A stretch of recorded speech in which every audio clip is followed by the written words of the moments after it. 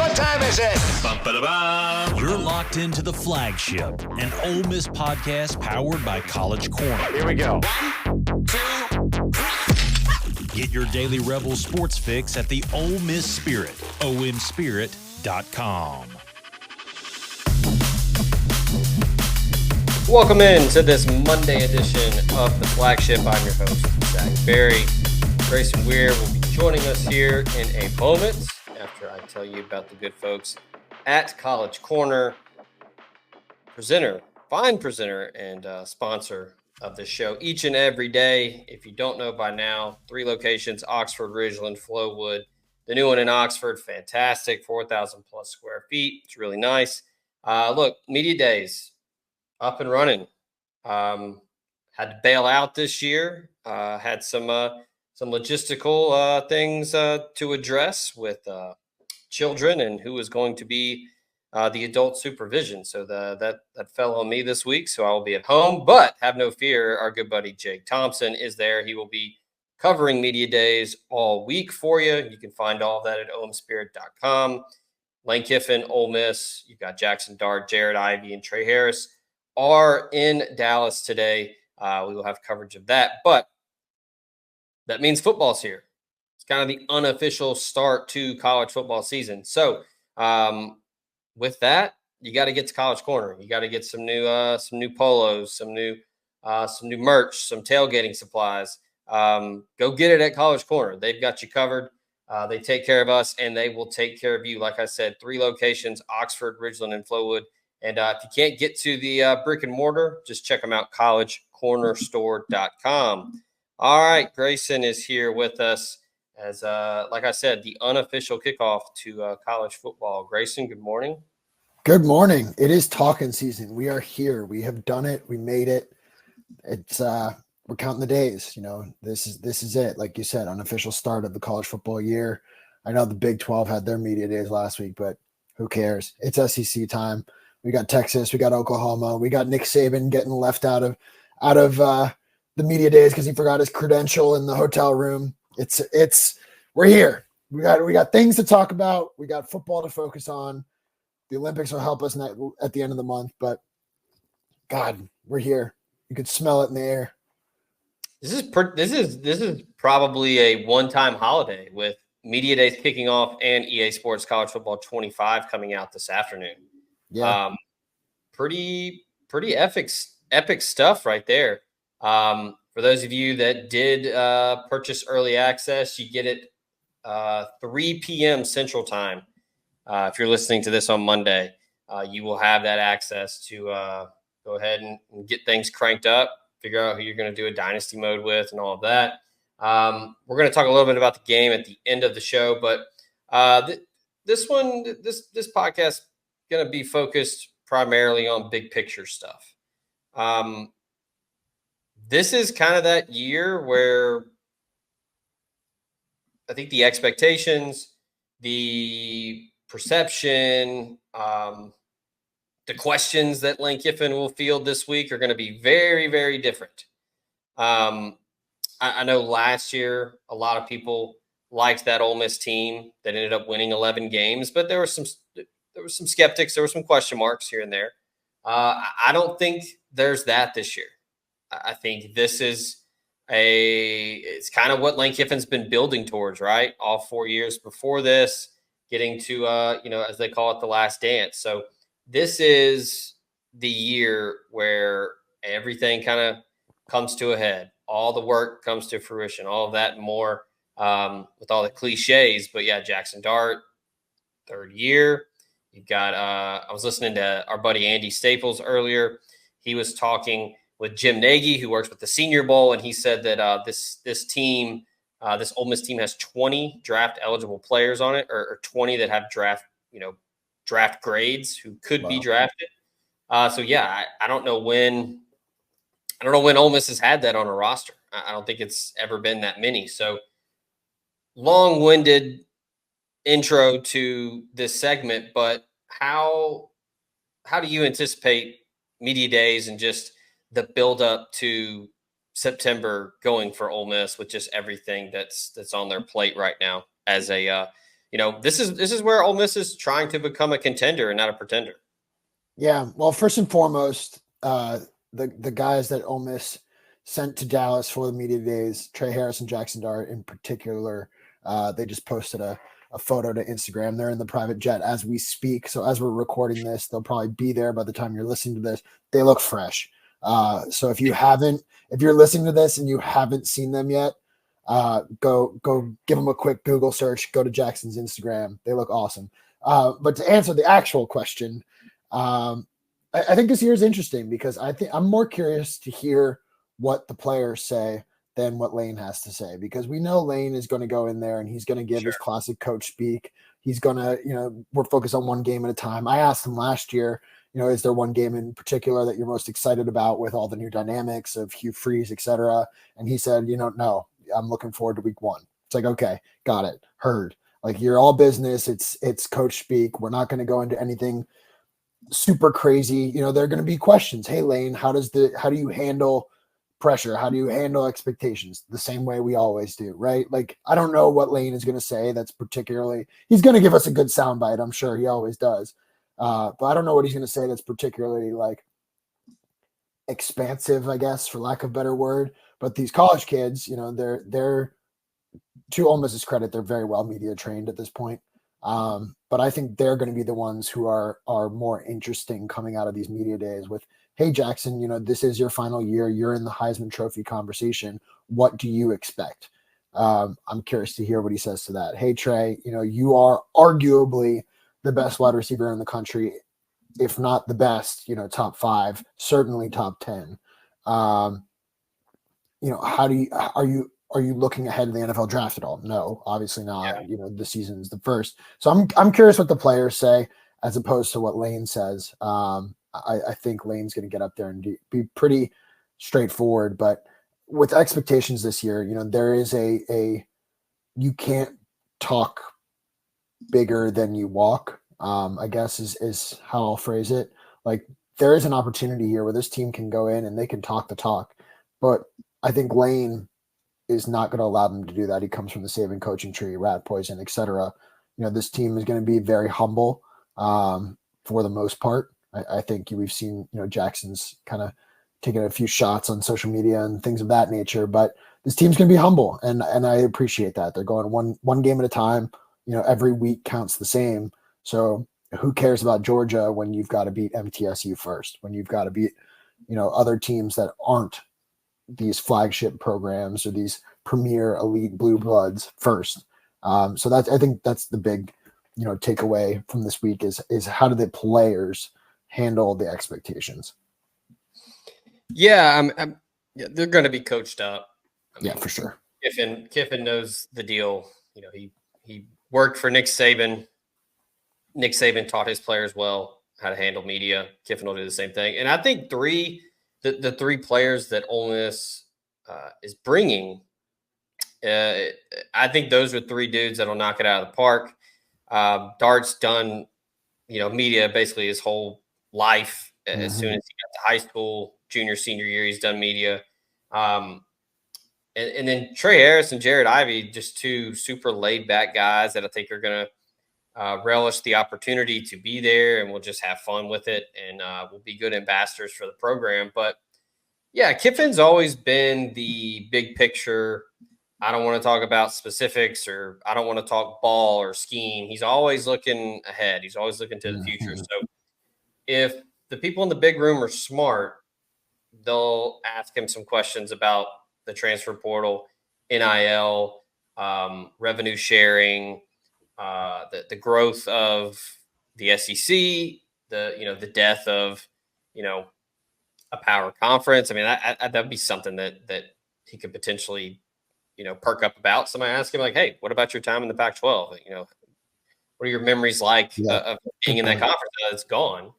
But yeah, the one-on-one stuff when he's in those rooms with, guys one-on-one, our boy Steven Hartzell's there. He'll get him one-on-one. So those are the type of settings where those are the answers I think you want to listen to, you want to pay attention to, because those are going to be a very, intimate setting, very particular questions, good questions.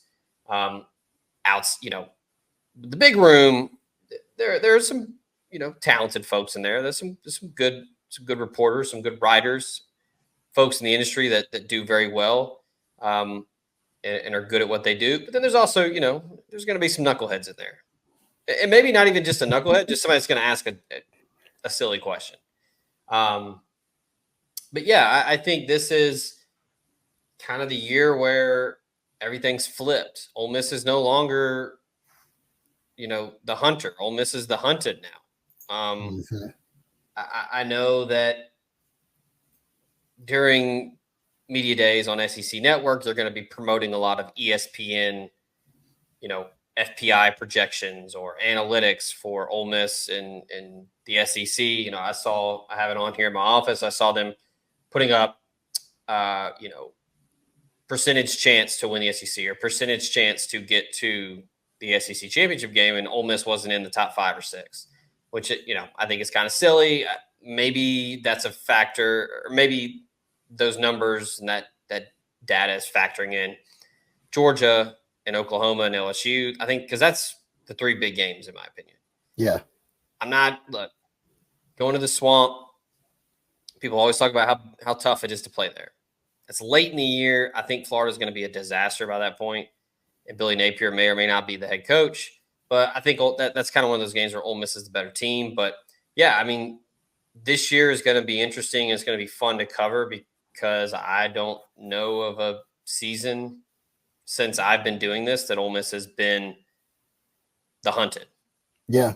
And there really aren't any question marks too. I mean, I guess I was kind of going through the depth chart, last night, just as we look ahead to this college football 25 game. There really aren't any big questions at any position. The only one you might question is there a ton of depth at the defensive line spot? I don't know, Chris Hardy, Xavier Harris, whatever, they're in there. Are they able to fill in if, the big 3 of Nolan, Ivy, well, really big 4, Pegues and Uman Yellen I've been practicing it. I still can't get it down. Is there the depth there? But other than that, it's the first time in a long time where there really aren't any question marks. Last year, there were question marks about the defense. This year, not really. You went into the transfer portal, added the depth you needed at linebacker. You add a guy like TJ Dudley, where nobody's talking about TJ Dudley. He's probably a backup in this system, depending on Kari Coleman and Chris Paul. There really aren't any question marks, and I can't say that about Ole Miss in any year that I have known the program. And that's a great positive thing, but it's also well, wait a minute, what's the catch? Where's the Ole Miss-ness to this? I guess we'll see. I would say the one question mark is the offensive line. Just the only question is, how do they mesh? Sure. There's talent, there's returning talent, returning starters. So don't get it twisted. I think the offensive line is going to be very good.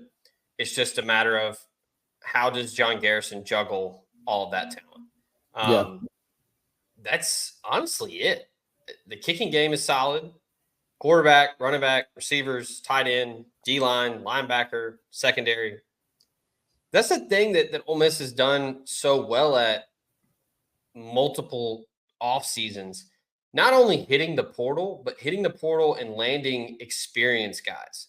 It's one thing to hit somebody in the portal that's a 4 or 5 star that didn't play much, or had those freshman lulls, or they were really good in this game, but then they looked like a freshman in this game.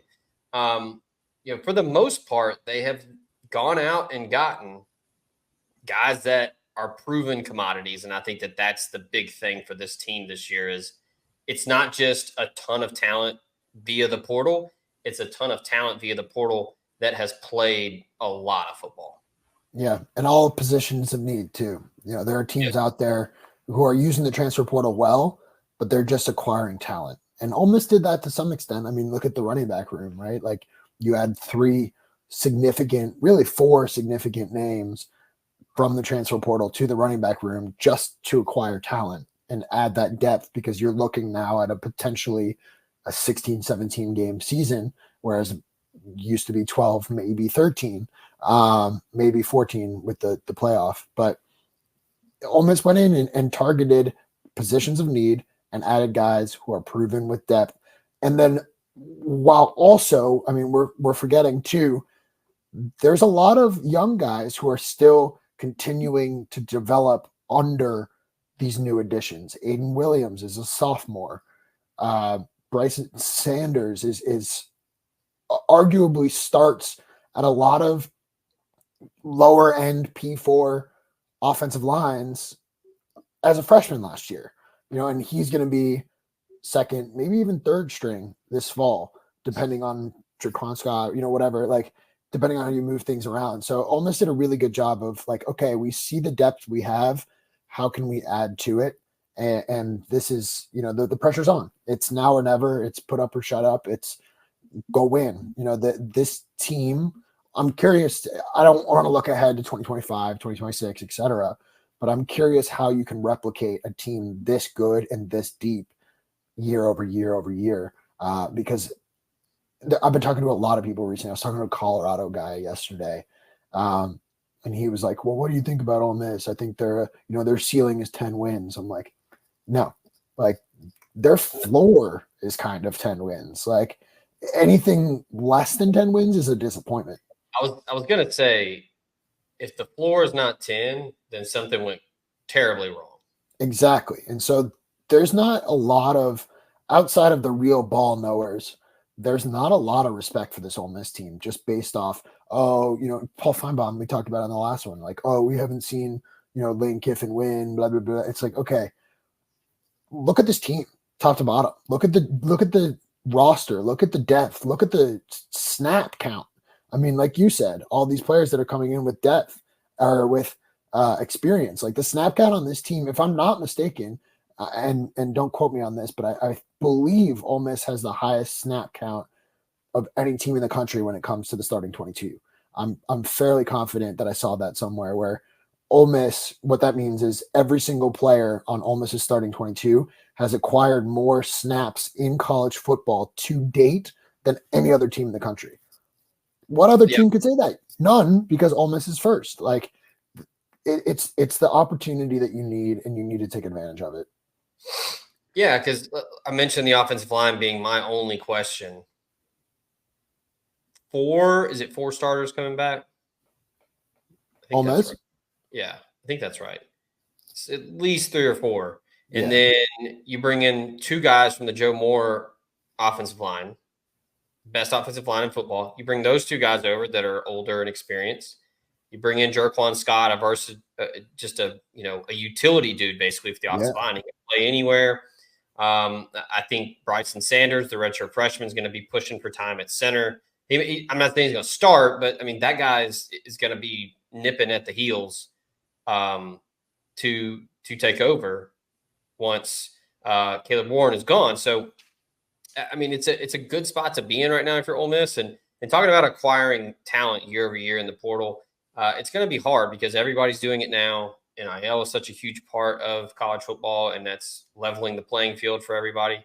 But this is where like the high school recruiting becomes important, where you got to supplant that talent with some dudes that, maybe you land a couple impact freshmen, but if you don't, they'll be good that year too, that redshirt freshman year or that true sophomore year. I think that's where college football is. There are programs that can get 4 and 5 stars, huge quantities every cycle. That's one thing that hasn't really changed. The Ohio States, the Alabamas, the Georgias, hell, at this point, the Oregons. Those are the programs that are going to continue to recruit at a high clip and are going to get the blue chip guys in high school. But Ole Miss is going to pick and choose, and they're going to – Ole Miss it's going to get its fair share. but yeah, I think if you're an Ole Miss fan, you have to feel really good about the future with Lane Kiffin in charge because he's been so accepting of the portal and he's been a huge advocate for it. And I think that resonates with players. You know, Ole Miss is such a, it's a destination spot now. Yeah, To a which is certain crazy. extent. You couldn't have said that 4 years ago. It's wild. Walter Nolan talked about it at length with people already. Just, once Ole Miss was on his radar, he just couldn't say no. A guy like Juice Wells could have gone anywhere, and him and Lane Kiffin hit it off, and the rest is history. You can run down the list of dudes. Yam Banks is a guy that doesn't get talked about a lot. He kind of gets lost in the shuffle because there's so many transfers. I mean, he had Great. he had some NFL aspirations, and he chose to do one more year and go play at Ole Miss. Now, helps that he's from Mississippi, but I think it's more so the opportunity to be on a college football playoff team. Mm-hmm. And I know people will argue, and all the kids care about is just getting to the NFL. Winning doesn't really matter to, especially like high school guys. But these dudes that are coming for like a 1 year, it's like a gap year before you go to the league. Those dudes care about playing in meaningful football games and going to a program that is not only going to play meaningful games, but are going to be able to get you to the league. Yep. Give you the tape, but also win.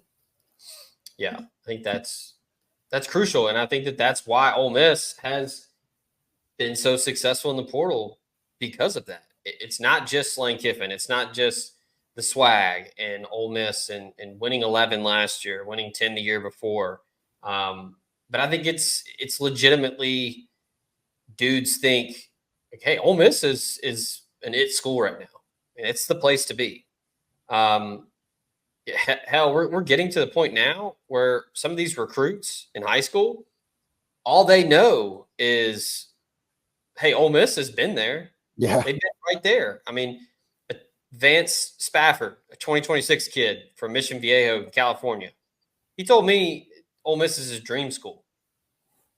Like, it's wild. He said, It really hey, is. I just grew up liking them. I always liked Ole Miss. They're my dream school. That's crazy. Yeah. I mean, these dudes kind of grew up on, the 14, 15 years with Hugh Freeze and beating Alabama and winning a lot, going to Access Bowls. Now they're seeing Lane Kiffin. You've got back-to-back Access Bowls, winning a ton. The brand recognition is very, very real. And I think that I don't think it's going anywhere. I think Kiffin has pretty much cemented himself as an it coach and someone that you can go and play for and have a ton of success in the college level and then get to the NFL. Mm-hmm. And credit where credit is due to Matt Luke. These kids who saw their high school, these now high school recruits who their first memories of college football is Ole Miss beating Alabama back-to-back years with Hugh Freeze. There was an opportunity there for Ole Miss to go fall back into irrelevance. And Matt Luke, say what you want about his time with the program. Not only did he love the school and the fan base loved him as a person, like he kept the brand relevant. The brand never dipped. It was Ole Miss with Hugh Freeze was up. And then sure, the wins and losses dropped pretty significantly. And obviously everyone knew that probably wasn't going to work out in the long term. But even when Matt Luke was at Ole Miss, that brand was still relevant. People were still talking about the Rebels. There were top recruits coming in, committing to the team, despite, the kind of the inefficiency on the field. And then you hire a guy like Lane Kiffin who comes back in and says, hey, well, I'll take the brand and I'll triple it, and he did. So it's a really good spot to be in and the pressure's on. And I'm curious to see if the people in Dallas kind of ask these questions like, hey, how were you able to maintain the brand? How are you able to build the brand? How have you made Ole Miss into a premier destination? Not only for Lane, but for guys like Jackson. He's been one of the most vocal players in the country when it comes to his program and his team and pushing his narrative and his guys. And that goes a long way too, right? Like you can have a cool head coach, you can have a good winning team, but if the players aren't vocal, if they're not talking, if they're not pushing their brand, it doesn't go as far. And so for Ole Miss to have the Lane Kiffin brand, for Ole Miss to be a popular brand that has won football games and have players who are bought into the program and promoting the program, it's a recipe for success. And now you just need to succeed. Yeah. The College Corner is headed to Oxford. Stop by their new location in the Oxford Commons off Sisk Avenue. They'll have 4,000 square feet of Rebel gear ready for your trip to the Grove. On your next trip to Oxford, stop by the College Corner or our other great locations in Ridgeland and Flowood. Hats, shirts, polos, pullovers, sweats, t-shirts. College Corner has it all. And as always, you can visit us online at collegecornerstore.com. That's collegecornerstore.com. The College Corner, where your game day apparel meets. Yeah, I think that's this culmination here in 2024. Ole Miss has done everything right up to this point. Lane Kiffin's done everything right up to this point. The slow build to now has been pretty much, gone according to plan.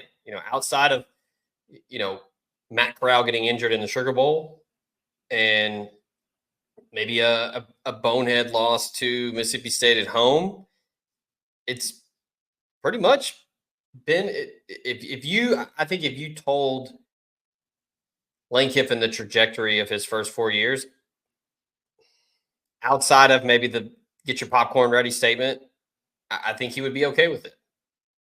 And I think popcorn ready statement that one didn't stick all that well.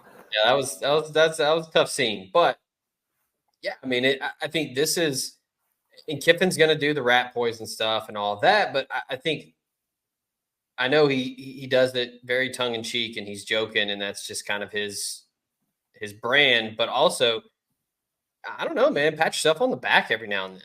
Mm-hmm. He's earned it. I know there were a lot of questions about him, and people, gave him a lot of shit for what happened at Tennessee, and then people like to poke fun at him about what happened with the Raiders and Alabama and the end of that tenure there and all the rumors and everything. But Lane Kiffin has earned his spot here. Yep. And I think anyone would tell you that. Yeah. And he knows it too. Like, he knows he's earned it. He just chooses to push the focus and the attention to others. And I think that's a testament to a good coach. Good coaches, like, sure, like you said, pat yourself on the back every once in a while, but keep the focus on everybody else, because if you're doing your job, that means everybody else around you is thriving too. And that's big. And that goes both ways. That goes both ways. The people around you have to thrive for you to thrive.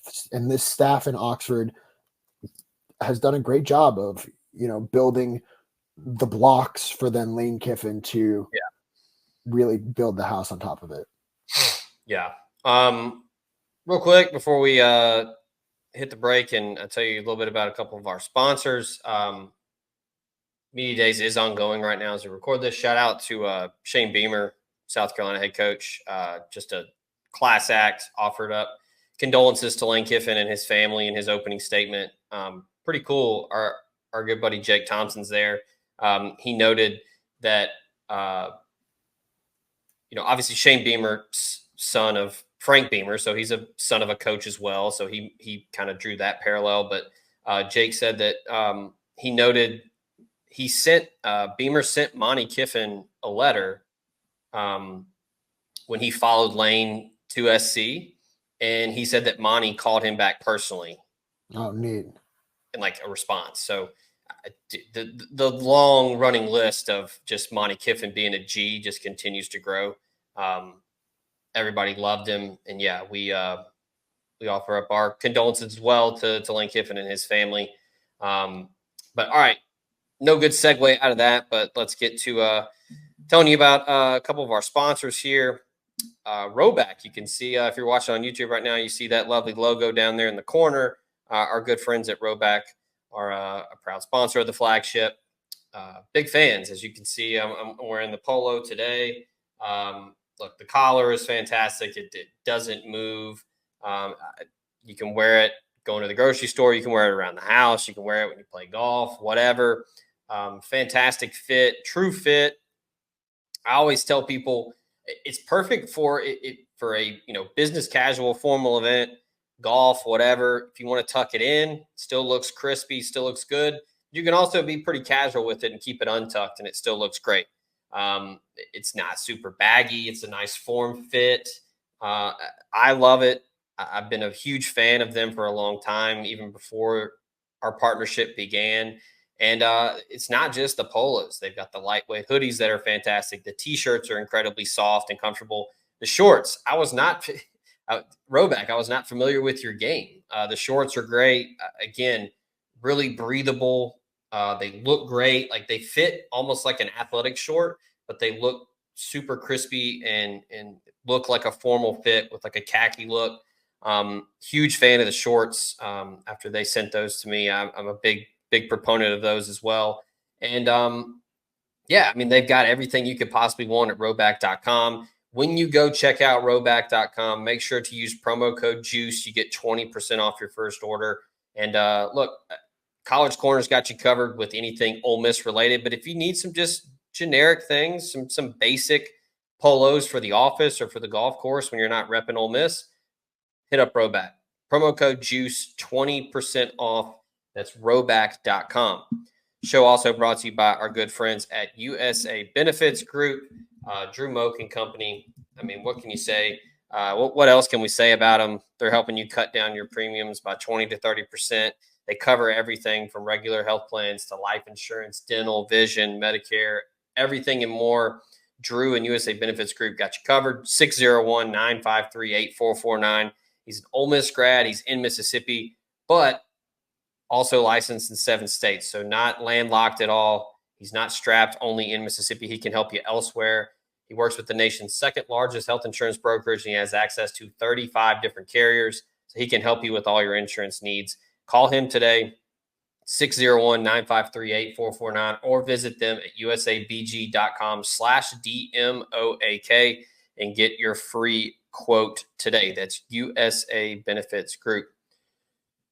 All right, real quick before we get into video game talk, look, the dream that I've been telling people has, like, we have called this one a long time ago. I wouldn't even say the dream died on the table. The dream died before the ambulance even got there. Slade Caldwell is not going to Ole Miss. The guy that I've been telling people, man, like scouts from, everywhere from Perfect Game to MLB scouts, front office people, they were telling me, like, this is a first-round talent. This is a first-round kid. Like, he's going to go in the first round.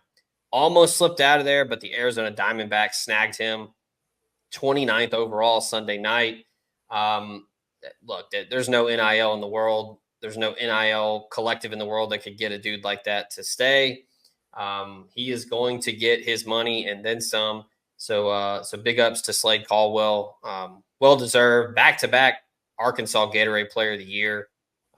Set the record for steals in a career. I believe it's 170.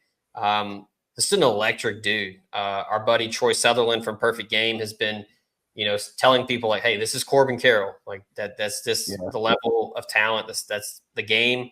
Now he gets to possibly play with Corbin Carroll.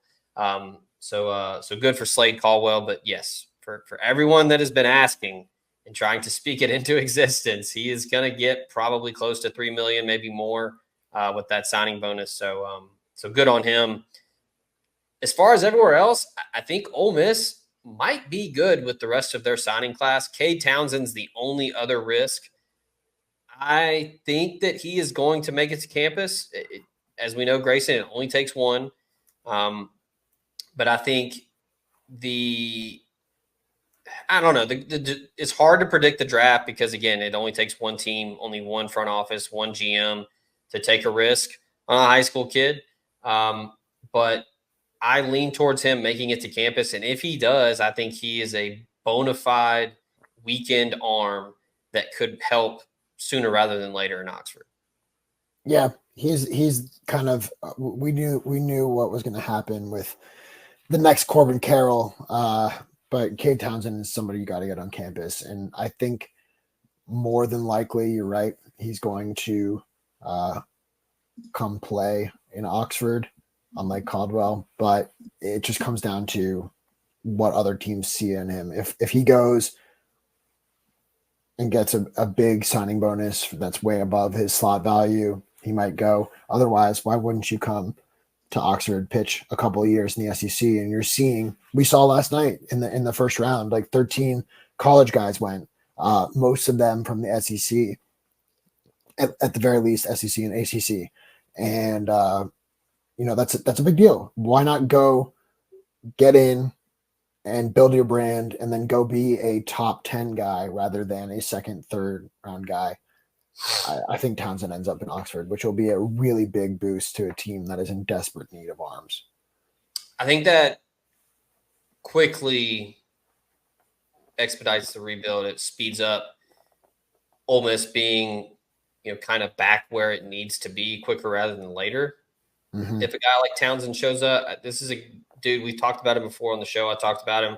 If you want to go back into the library on Spotify or on YouTube, listen to my conversation with Troy Sutherland of Perfect Game, the Mid-South recruiting coordinator for Perfect Game. But he's originally from California, so he's familiar with the prep scene out there in Santa Margarita Catholic. That's a really good program. Dude is electric. It's a guy that only played 1 year of high school ball. He was homeschooled, so he only did, camp circuit, showcase type stuff. But fastball, upper 90s, pretty much around 96, 97. In a playoff game this year, he did not drop below 91 with his fastball. And the slider is insane. 3,200 RPM, low to mid 80s with the slider. And he's got a really good curveball, and he has been working with a splitter that, you can go on Twitter and you can see some overlays of some of this stuff, and it's just crazy how talented he is. So I think if he makes it to campus, that is someone that, especially with the uncertainty on the weekend with guys like Xavier Rivas, Hunter Elliott, Riley Maddox, these dudes that are current Rebels that are going to see what happens in the draft. True freshman, a lot to ask of a guy, but I think the talent is plentiful and he could be in the mix on the weekend, whether those dudes all leave for the draft or not. I think he's that good. At the very least, he'll be a dude in the midweek to get some, log some innings, get some reps. But a super talent, that's pretty much it, honestly. I think you look at the rest of this class, which if you're – I know baseball recruiting is not nearly as big of a deal as football or basketball, but this class is 7th in the country per Perfect Game, 17 total commits, 5 top 100 prospects. I think you're looking at, if Townsend makes it to campus, I think the only other risk truly is Caden Lopez, 86 overall prospect in the 24 class. I still think that he is going to make it to campus. He's from pretty much the Ole Miss baseball factory, Oviedo in Florida and Orlando. Tons of Ole Miss Rebels have played there. And then Ethan Sarwick is another one from Gulfport. I know some scouts really like him. He's a top 100 prospect. So those three guys are pretty much, in my opinion, who you're kind of keeping an eye out for right now if you're Ole Miss. I think it's really only Townsend that's truly a risk. I think Lopez and Sarwick are, maybe somebody takes a flyer or tries to get him late if they've got some extra cash laying around. But, yeah, if you're only losing Slade Caldwell, who, again, by the way, the national ranking doesn't matter anymore because he was taken in the first round, 29th overall, but he was a top 10 prospect in the country. So yeah, he was gone. Those dudes don't ever make it to campus. Well, I'm not going to say don't ever. Like, sometimes there are exceptions, but these days, if an organization is doing that in the first round, there's no way. So yeah, huge couple days for Ole Miss baseball as the draft, not only with high school but current players and what's going to shake out there. So, all right, let's get to it. 3 p.m. Central Time. EA Sports College Football 25 will be available if you got early access. Have you thought at all about dynasty mode and kind of what you're going to do? I got to do some research, trying to figure out who I'm going to do a dynasty with. I know I got some buddies that are already talking about we're gonna get that dynasty mode going. But have you delved into that much? I'm starting with Bowling Green. I thought about the most boring program I could possibly start with that isn't super popular. Like obviously everyone's going to do Sam Houston State and Jacksonville State, kind of all these new FCS to FBS programs. But I literally saw back like what is the most boring team in the country, and then they released some kind of throwback uniforms over the weekend that look. They actually look great for brown and orange, but they are still brown and orange uniforms. So I thought like, okay, this is the most boring program in the country. This is probably the hardest place to build. I legitimately can't think of another program that would be harder to build than Bowling Green, Ohio, or Bowling Green, Ohio. So I'm going to start there and see what happens. Yeah, I was kind of thinking of because in my opinion, the roster, all that doesn't matter because you want the challenge of building it. Yep. I was kind of thinking more of uniforms and places I've been that I like. But like looking at who is fun in terms of what G5 program is we have fun. opposite approaches. You're going fun. Okay. I'm going the most boring. Okay. Yeah. I mean, I kind of feel like Memphis and Boise State, they're G5, but those are kind of the elite of the G5. Mm-hmm. So I don't want to go there. I don't know if a lot of people remember Memphis went 10-3 in 2023. Yeah, Ryan Silverfield's got it going in the Bluff City. Boise, always really solid, regardless of the head coach. So I don't want to go with either of those two. South Florida could be kind of fun. Uniforms aren't terrible, but a program that has really fallen off. I think last year 7-6, but it wasn't too long ago when you had, the Bulls were in the mix and were a lot of fun in the American. Colorado State's another one. I've loved the state of Colorado. Anytime I ever go there, I have a fantastic time. The Rams would be a fun one to go with. Fresno State, shout out the Valley. I mean, that could be a fun one. Now, kind of one of those where it's like, well, they're already pretty solid. That 9-4 a year ago. But yeah, I gotta do some more research. I mean, there are some that are out there that I really like in terms of, oh man, this would be a fun team to do a dynasty with. Kennesaw State jumps out to me. Kennesaw is a good one. That's one of those FCS to FBS that'll be pretty popular, I think. But that was what I was going to do if I was going I was going to go with a more like traditional approach to it. I was going to go Kennesaw State, but Bowling Green just seems so miserable that I'm ready for the grind. Yeah, SMU be a fun one. Mm-hmm. Good uniforms, good color scheme, offense. The playbook is a lot of fun.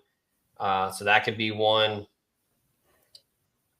Maybe a kind of a throwback to when the game, before it left us, the game that was just, so incredibly fun to play. But now it's completely different. Georgia Tech was always one of my go-tos, especially playing online and just running the option and just going no huddle and just doing it until someone just rage quit. That was always fun. It's a very different look now with Georgia Tech. And it's not the old school triple option, Paul Johnson, but that could be a fun one. But yeah, I'm going to do some more research and kind of think I could go really, really fun with it and go with an Ivy League program and just see what I can get from there. You can also look at, a service academy. Those are always fun. I mean, I could, if I wanted to scratch that itch, I could go with Air Force and Troy Calhoun and running the option. So yeah, it's a lot of different directions you can go with this, but yeah, I'm excited to get into this tonight and really, kind of figure out, hey, maybe I go with one of the Pac-2, maybe I go with one of the 2-pack, maybe Oregon State or Wazoo. Yeah, I think Big Cat just went Wazoo, if I'm not mistaken. He brought Coach Doug's back, which is always a fun one. But yeah, I mean, I don't know. This game's gonna be awesome. Everything I'm seeing about this game, and all the details that came out over the weekend, the playbooks. I mean, we went from having, a pretty decent playbook in NCAA 14, considering the time that it was. But now it's like you've got the trips Y, Z, X, out, route, X. Like it's just awesome. They did a great job with this, and credit to EA. They said from the beginning, we're not going to do a Madden reskin. I have yet to play it, but also I've yet to play Madden because I'm not a Madden guy. So I guess I can't really speak to it. But from what I understand, it is not Madden, and that's great news. Yeah. We can kind of close on this. I was never a big Madden guy. Me neither.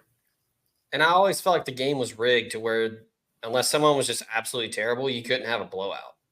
Yeah. I know. Like I never played much Madden outside of like a little bit in college when my roommate, that was what he would play. So I'd have to play it too. So yeah, that was never a concern where maybe there are some people that wanted just a straight up carbon copy, control C, control V with Madden. I never really cared about that. So yeah, I'm excited to see. I mean, they did a ton of research and a ton of work on it. I need to dive into this column that Chris Vanini of The Athletic wrote about how the hype is real. Just talking about the gameplay, the interface, the intricacies of Dynasty mode. I'm excited to get into that. So yeah.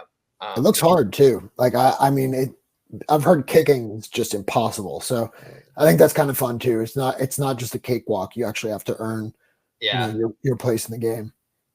Yeah, it'll be look, I'm not at media days this week, but when the kids go to sleep, Dad's gonna be in the basement playing EA college football. So and I do think we're gonna have some fun with it this year. We're gonna do some content with the game. We'll have more on that as the season gets here. That's in my opinion, that's going to be fun to utilize the video game and talk about, week to week, who Ole Miss is playing and kind of looking at the game. So that's going to be fun. But yeah, if you got your PS5 or you got your Xbox and you got early access, Merry Christmas. I hope you enjoy it this afternoon and this evening. But yeah, Grayson, we'll have to once we get our bearings, we'll have to get on the sticks and oh yeah, maybe we do a Twitch or something. You might have to shake off the rust after back during COVID when we were doing those live streams. We got to figure that out. But yeah, that's gonna do it for this edition of the Flagship. Again, even though I am not in Dallas for media days, we will have a ton of coverage with Jake. I'll talk to him later this afternoon, this evening, when he gets done with Ole Miss. I believe Kiffin hits the podium a little after 1:00 Central Time. So tune in on SEC Network and then check out OMSpirit.com. Jake will have tons of coverage from there, and we will have more podcasts this week. Shout out to Grayson for joining us. Shout out to you, the listener, for tuning in. We appreciate you. And, of course, all of our lovely sponsors that make this show possible. For Grayson, I'm Zach. This has been the Flagship. Until next time.